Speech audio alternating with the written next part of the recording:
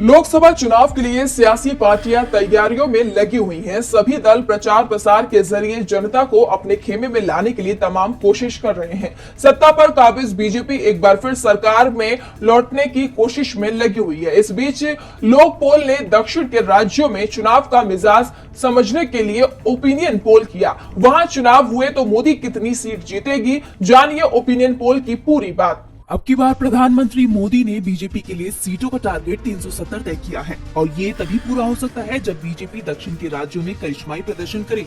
अपने इस लक्ष्य को पाने के लिए बीजेपी जी तोड़ मेहनत कर रही है। हालांकि लक्ष्य हासिल करना आसान नहीं है और यही वजह है कि पीएम मोदी ने दक्षिण भारतीय राज्यों के ताबड़तोड़ दौरे किए हैं।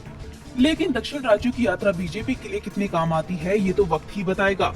विपक्षी गठबंधन और खासकर कांग्रेस का भी पूरा फोकस दक्षिण पर है, क्योंकि दक्षिण के दो बड़े राज्य कर्नाटक और तेलंगाना में उसकी सरकार है। इस बीच लोक पोल ने दक्षिण के राज्यों में चुनाव का मिजाज समझने के लिए ओपिनियन पोल किया।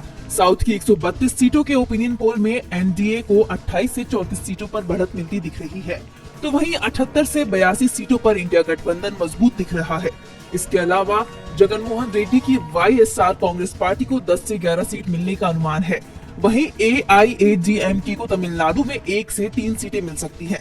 सर्वे में अन्य के खाते में 1 से 3 सीट जाती दिखी। पिछले चुनाव की बात करें तो कर्नाटक को छोड़कर साउथ के बाकी राज्यों में बीजेपी कुछ खास कारनामा नहीं दिखा पाई थी। दक्षिण भारत में तमिलनाडु में बीजेपी को 2019 में एक भी सीट नहीं मिली। केरल में भी बीजेपी को कोई सीट नहीं मिली। आंध्र प्रदेश में बीजेपी 0 पर ही सिमट कर रह गई। डीबी लाइव की रिपोर्ट।